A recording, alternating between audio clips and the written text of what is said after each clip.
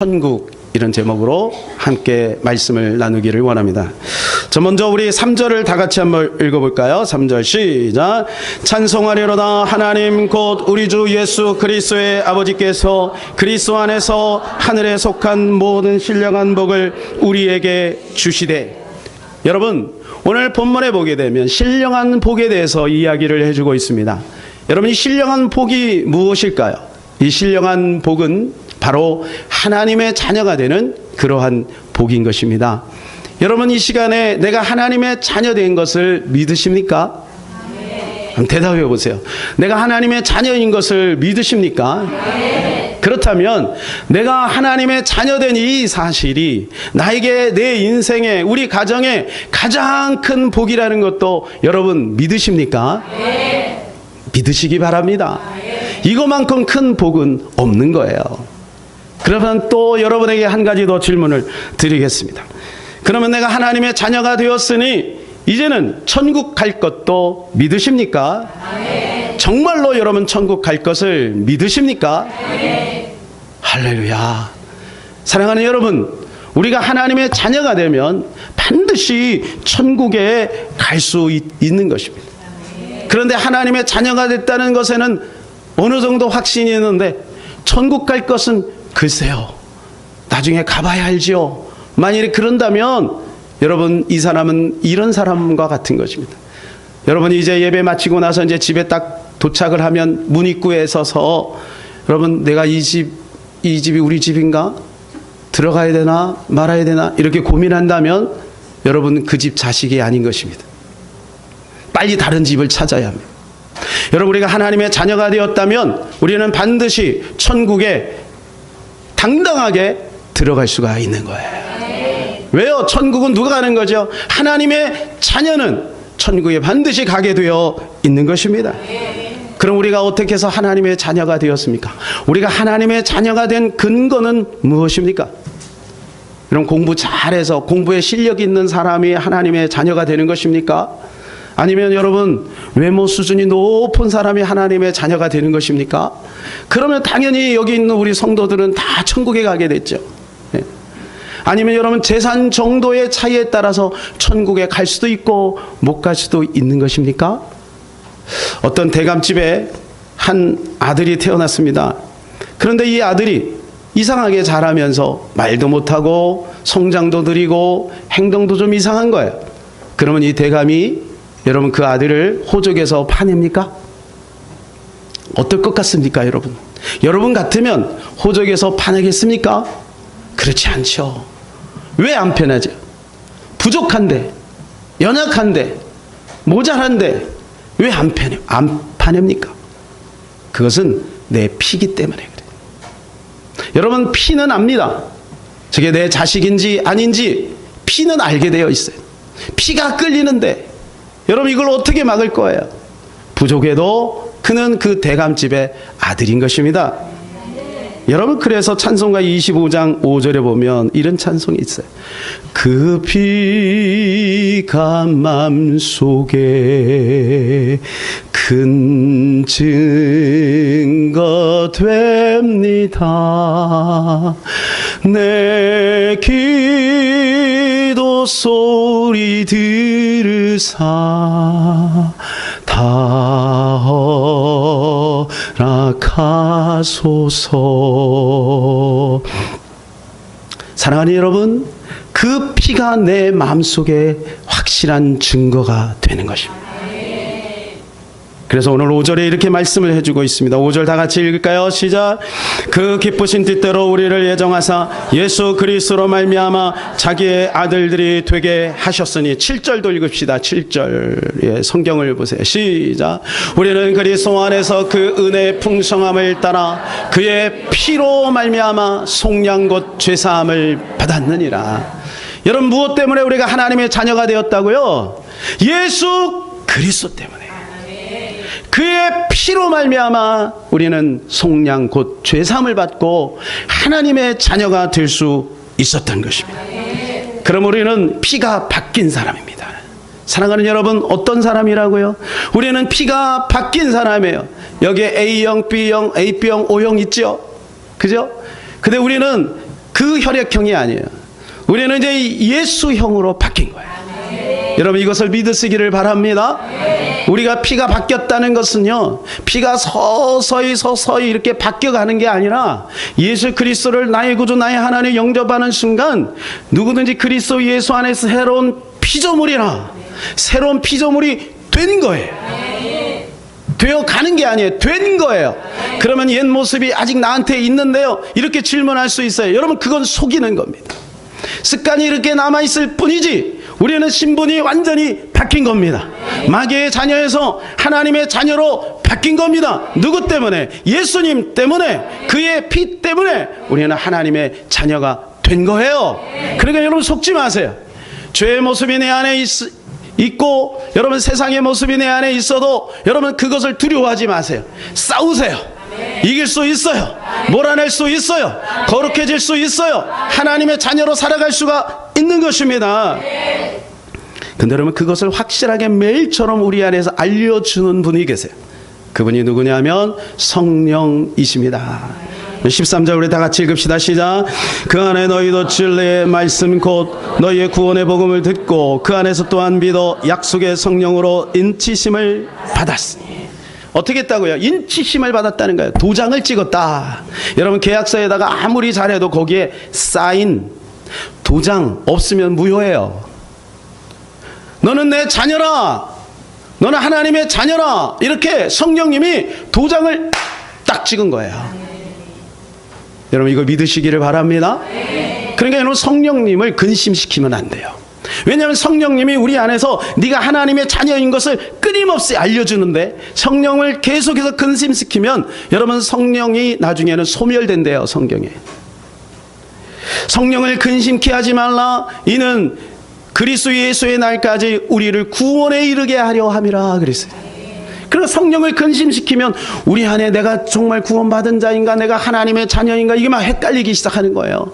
여러분 우리가 성령이 우리 가운데 함께 하기 때문에 우리가 이 자리에 있는 거예요. 다 성령의 은혜로 말미암아 천국까지 이르게 되는 것입니다. 그래서 로마서 8장 16절이 이렇게 말씀합니다. 시작.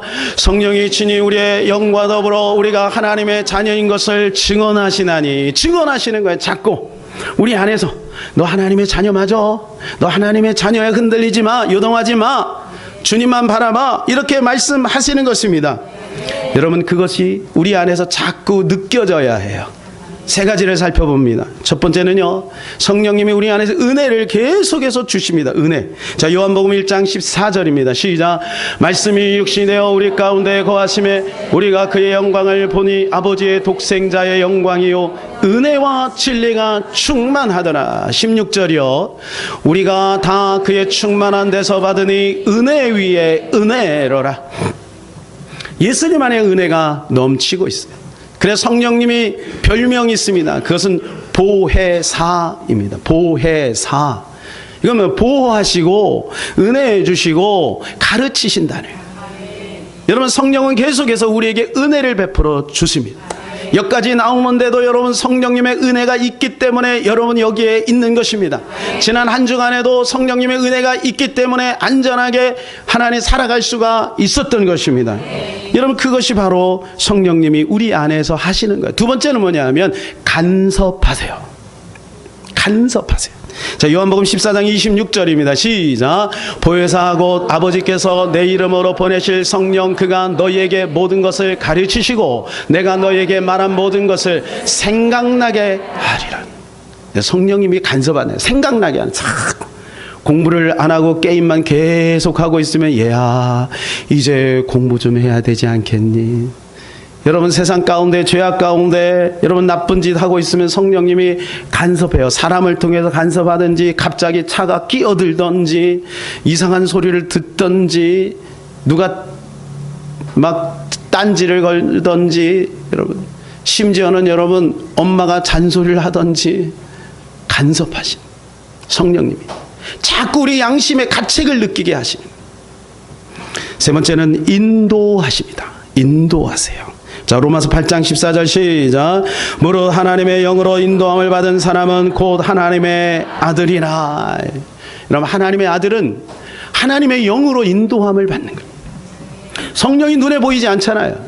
그러나 그러면 우리 공중에 보면 이 전파가 있잖아요. 그저 누구하고 이러면 전화 통화하려면 그 번호를 딱 누르기만 하면 그게 전파가 통하는 것처럼 보이지 않는 영적인 세계도 마찬가지입니다. 여러분, 영적인 세계도 과학인 거예요. 성령님이 우리 가운데 우리를 인도해 가시는 거예요. 교회로 인도하시고, 예배로 인도하시고, 기도로 인도하시고, 사랑으로 인도하시고, 이렇게 인도해 가시는 것입니다. 철로역정을 만드신 존 버년, 여러분 잘 아시죠? 네, 제가 기회가 있으면 우리 교회에서도 한번 이걸 좀 사가지고 같이 보면 좋겠다. 여러분, 존 버년이 이제 영국 국왕의 미움을 받아서 이제 박해를 받게 됩니다. 그래서 감옥에 갇히게 되는데, 목사장이 존 버년 목사님의 그 경건을 보면서 마음에 감동을 받았어요. 그래서 어느 날, 목사 오래도록 가족을 못 만났는데 오늘 밤엔 아무도 없으니까 얼른 가서 가족 얼굴 보고 오세요. 그래서 얼마나 감사해요. 그래서 존 버년이 이제 부지런히 가고 있는데 마음이 이상하게 불편한 거예요. 마음이 굉장히 불안한 마음이 드는 거예요. 그래서 다시 돌아왔어요. 그런데요, 조금 있다가 그 국왕이 보낸 감찰사가 그 감옥에 와서 존 버년이 잘 있나 이렇게 보고 가는 거예요. 그때 깜짝 놀란 사람이 누굴까요? 옥사장입니다. 잘못했으면 자기 목이 날아갈 뻔했잖아요. 그래서 그때부터 옥사장은 그렇게 얘기합니다. 목사님, 이제는 제가 목사님을 가라 와라 그렇게 말하지 않겠습니다. 목사님 마음에 감동이 되실 때 가시고 또 감동이 되시는 대로 움직이세요. 사랑하는 여러분, 성령 인도는 사실입니다. 훈련이 필요하지만 성령 인도는 사실인 것입니다. 성령께서 우리를 인도하시는 대로 가면 우리 안에 평안이 있고 기쁨이 있고 성공이 있고 행복이 있게 되는 것입니다. 여러분, 하나님께서 하나님의 자녀에게 이러한 감각을 주시는 거죠. 그런데 여러분, 우리가 하나님의 자녀 되었다라고 하는 것을 결정적으로 확신하는 것이 있습니다. 그것이 무엇일까요? 그것은 내가 천국 문 앞에 섰을 때입니다. 아, 내가 하나님의 자녀 맞구나. 내가 하나님의 자녀네. 왜 그래요? 서두에서 말씀드린 것처럼 그 집 자녀는 그 집을 당당하게 들어가게 돼 있는 거죠. 그러니까 여러분, 천국 문 앞에 섰을 때 아, 내가 하나님의 자녀 맞구나 확신할 수가 있는 것입니다. 그 내가 하나님의 자녀라고 이야기는 하지만 여러분, 늘 조심해야 될 것이 있어요. 그것은 바로 뭐냐면 내 안에 섞여 사는 무리가 있는가를 살펴봐야 합니다. 이스라엘 백성들이 출애굽에서 가나안에 입성하는 그 과정이 우리 인생길이고 가나안을 들어가는 것이 천국의 예표입니다. 근데 여러분, 우리는 잘 알고 있습니다. 이스라엘 백성들이 출애굽할 때 20세 이상 된 사람들이 그 가나안 땅에 들어간 사람들이 몇 명인가요?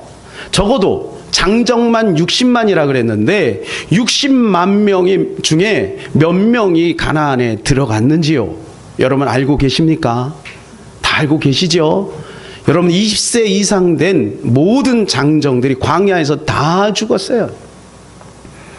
2명만 들어갔다는 거예요. 그들이 왜 광야에서 죽게 되었습니까? 그것은 하나님을 원망하고 모세에게 불평하고 불신앙했기 때문에 여러분, 이 광야에서 다 죽게 된 것입니다. 결정적인 것은 하나님께서 가데스 바네아에서 12명의 정탐꾼을 불러서 여러분 그들에게 정탐하고 오라고 그럴 때 10명이 부정적인 보고를 했을 때 백성들이 어떻게 해야 마땅합니까? 아닙니다. 하나님의 약속이 있지 않습니까? 우리는 넉넉하게 들어갈 수 있습니다. 이렇게 말해야 되는데 그들은 그 10명의 부정적인 정탐꾼의 보고에 따라서 소동을 일으키고 불평을 일으켰어요. 근데 성경을 가만히 읽어보면 거기에 뒤에 보이지 않는 숨은 세력이 있으니 그들이 바로 섞여 사는 무리였다는 것입니다. 섞여 사는 무리가 은근히 마음에 불만을 가져다주고 불평을 가져다주는, 야, 우리 애굽에서 어떻게 살았어? 부추와 외와 마늘과 고기를 실컷 먹었잖아. 근데 이 광야에 나와서 우리가 얼마나 고생하냐. 저 모세 이상하지 않냐? 우리를 인도하는 거지 이상한 대로 계속 인도하지 않냐? 아니, 물이 왜 이렇게 써? 왜 이렇게 목이 말라? 아니, 40년 동안 만나만 먹을 수 있어? 여러분, 아무리 피자를 좋다 그래도 40년 동안 피자만 먹어보세요. 어떻게 되겠어요?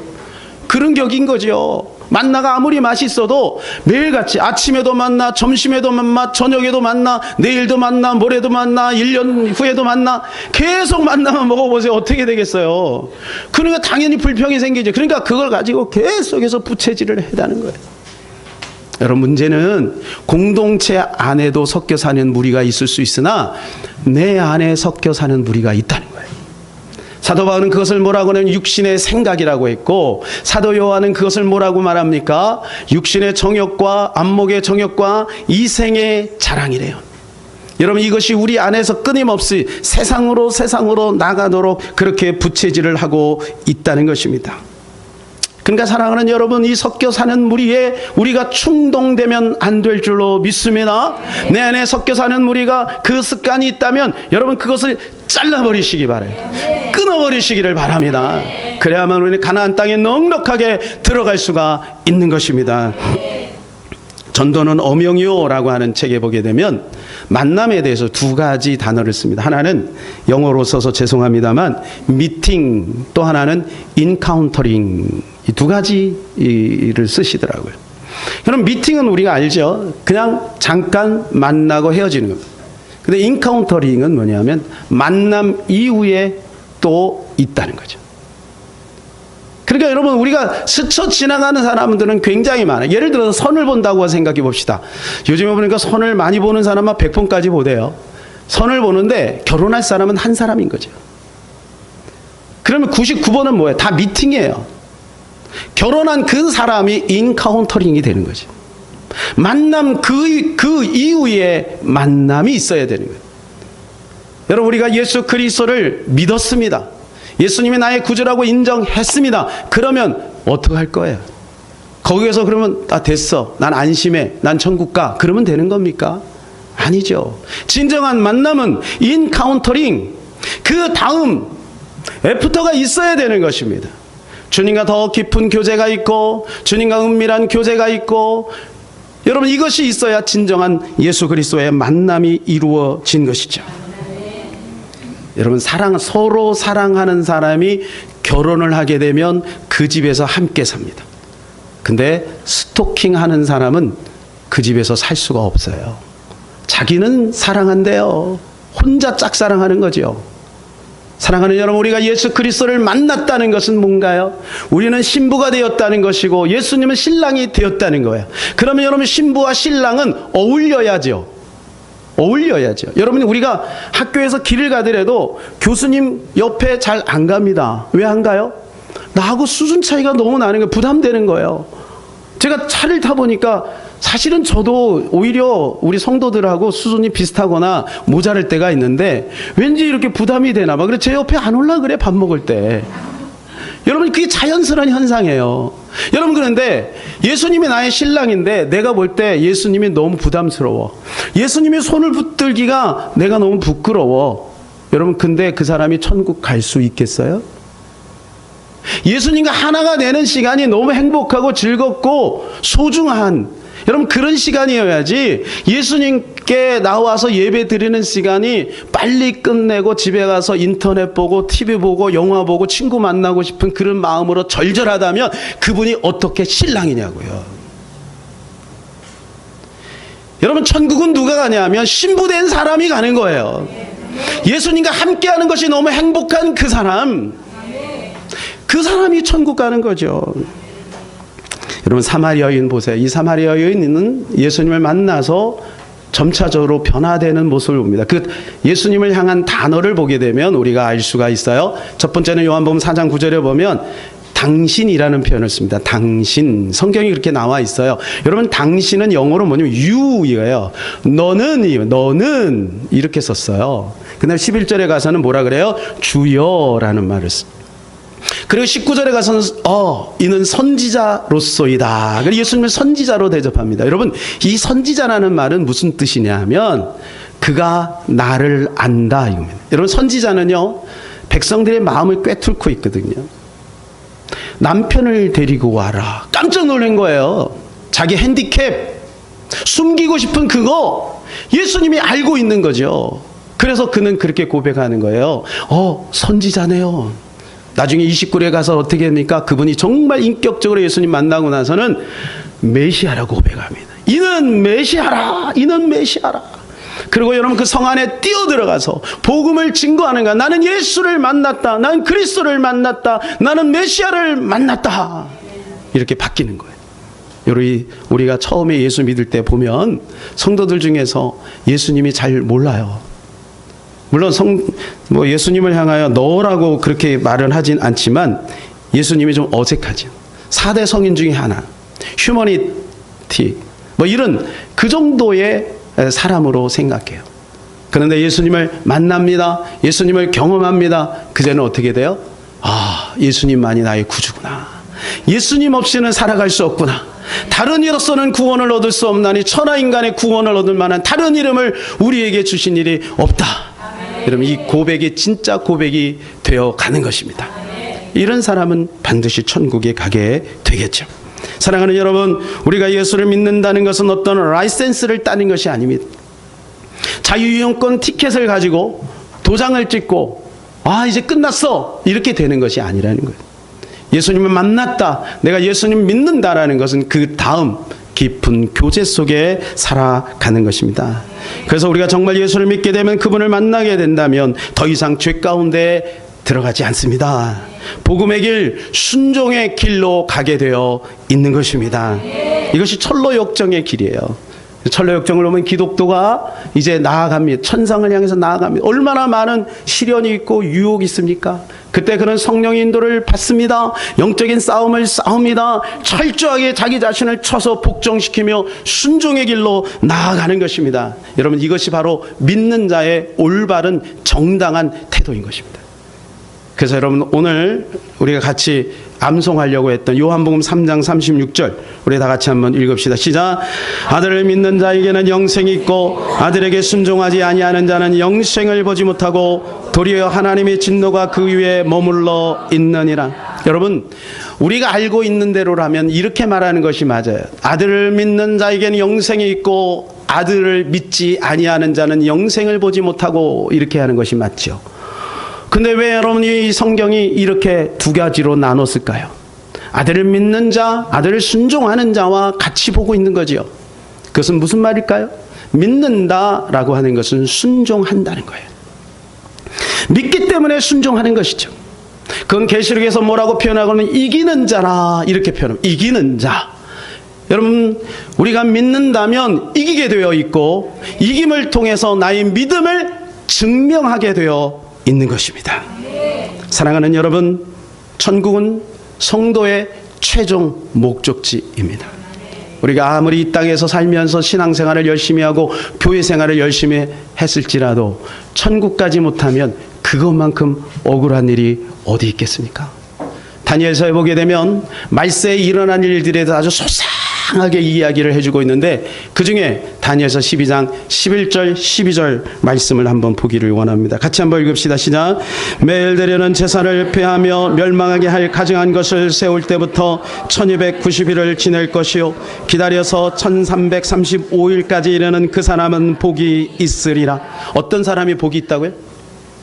1335일까지 이르는 그 사람이 복이 있대요. 근데 말세에 이런 현상들이 있는데 두 가지, 노란 거 두 가지. 첫 번째, 매일 드리는 제사를 폐한대요. 여러분, 구약에는 제사를 매일 드리게 되어 있습니다. 그런데 매일 드린다는 이 제사를 폐한다는 것이 뭘까요? 하나님과의 친밀감을 위한 예배를 말하는 것이죠.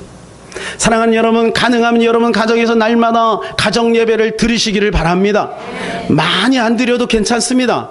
여러분, 가정 예배를 드릴 때 하나님이 기뻐하시고 그 가정을 축복하시는 것입니다.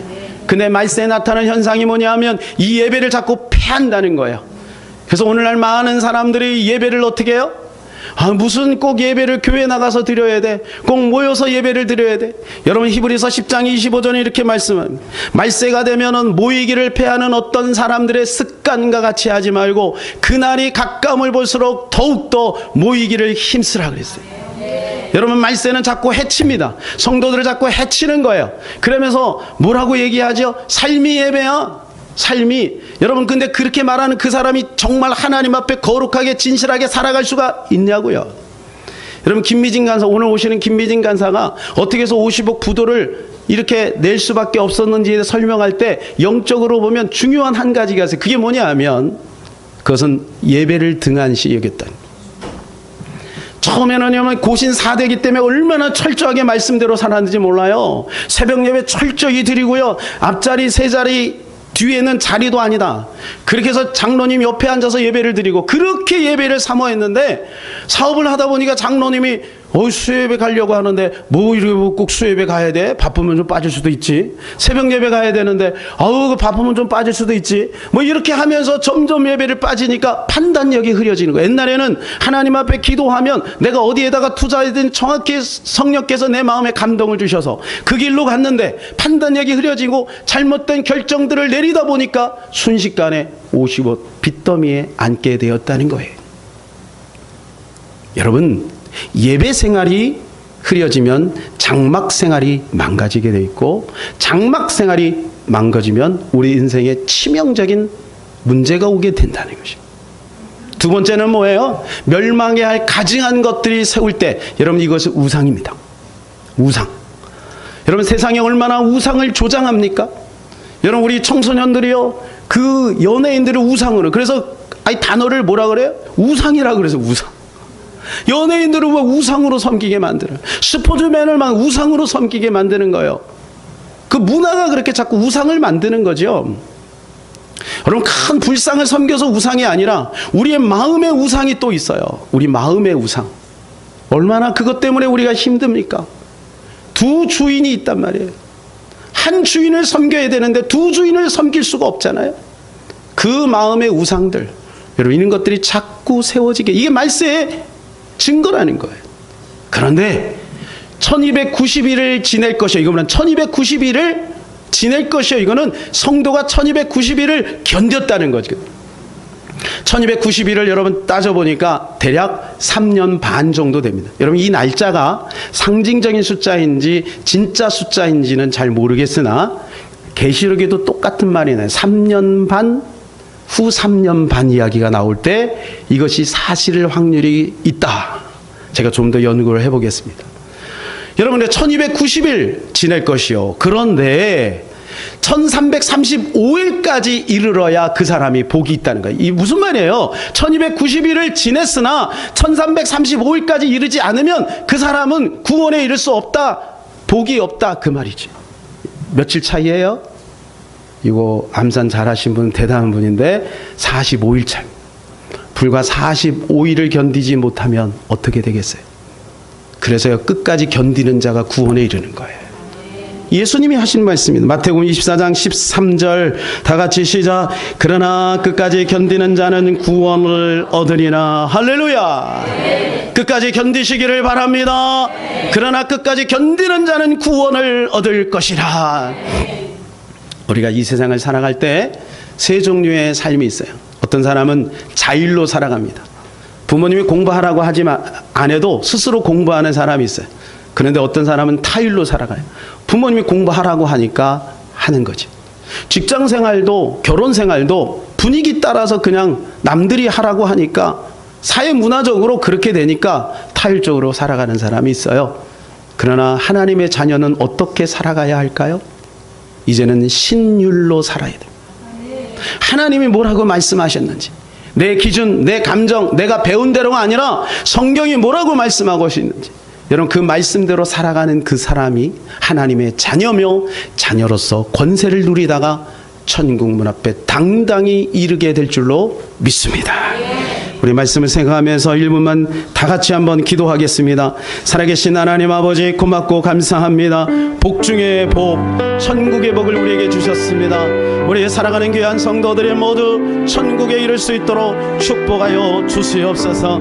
하나님 아버지 세상이 가르쳐주는 가짜 복에 우리가 휩쓸리지 않기를 원하며 진짜 복인 천국의 복, 영생의 복, 하나님 이것을 위하여 살아가게 하시며 이것을 알지 못하는 수많은 사람들을 건져내기 위하여 하나님 나라에 관심을 가지고 하나님 나라 관심에 하나님 가지고 있는 자에게 약속하신 하나님 재정의 복을 누리는 우리 귀한 성도들이 다 되어서 아브라함의 DNA를 이 땅에 펼치고 죽어가는 수많은 영혼들을 건져낼 수 있는 귀하고 복된 삶을 살게 하여 주시옵소서.